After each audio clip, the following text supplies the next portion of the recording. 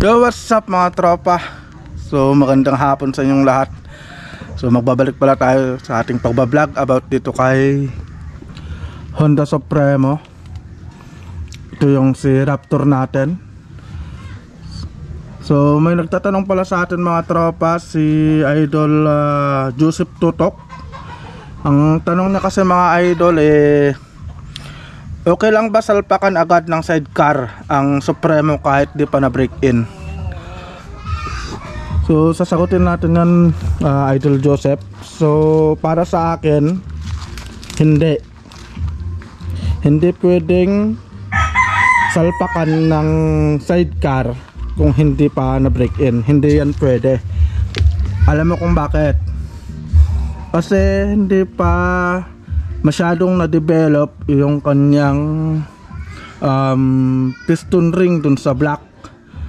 So may posibilidad na masisira agad yung piston ring o maggagasgas agad dun sa block niya. Katulad na lang ng mga nakikita mo sa daan na mausok na yung mga tambutso. Minsan naglalabas na yung langis. Naglalabas na ng langis dun sa may tambutso dahil hindi pa na break in, tapos sinalpakan mo na agad ng sidecar o kulong-kulong. So itong aking alaga pala, Idol Joseph, si Raptor, na break in ko yan 2,000 kilometers ang natakbo niya bago ko sinalpakan ng kulong-kulong. So ito yung kulong-kulong na napakalaki, pangkargahan talaga yan.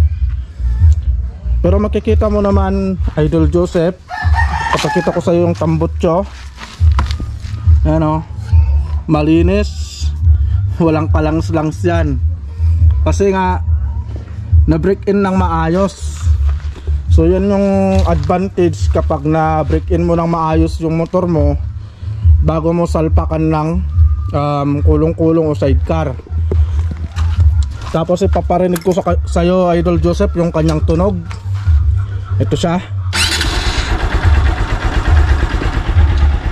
Yan yung tunog, yan yung under ngayon ng aking Raptor, ang aking Honda Supremo.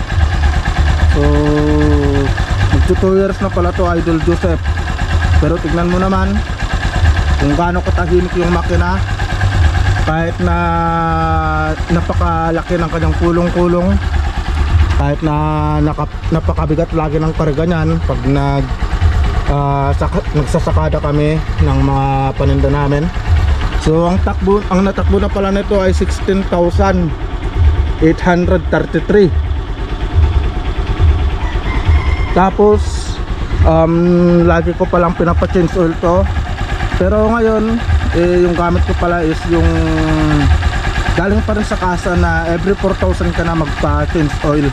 So hindi pa tayo nakakapagpa-change oil dahil hindi pa naabot natin yung 18,000 na 4,000 na takbo. So yan yung tunog, Idol Joseph. So sana nakatulong ako sa iyo para naman magkaroon ka ng idea kung sasalpakan mo na ba agad ng kulong-kulong yung Honda Supremo mo. Napakakondisyon yan, kahit na halos araw-araw ginagamit namin sa paghahakot ng mga paninda. Yan yung tunog niya.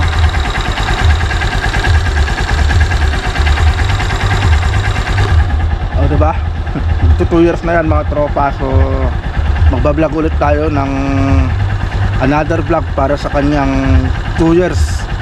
So ipapakita ko sa inyo lahat yung mga napalitan, lahat yung mga hindi pa napalitan, kung ano ang kondisyon ng ating motor, ano yung mga ayaw ko o ano yung mga hindi ko nagustuhan sa Honda Supremo, ano yung nagustuhan ko sa Honda Supremo, kung nagbago ba yung kanyang gas consumption magmula nung nabili natin hanggang ngayong nag 2 years na siya. So lahat yan ibablog natin Kasi ngayon sasagutin ko lang muna yung tanong ni Sir Joseph. So yun Sir Joseph, no, kailangan mo munang i-break in yung motor mo.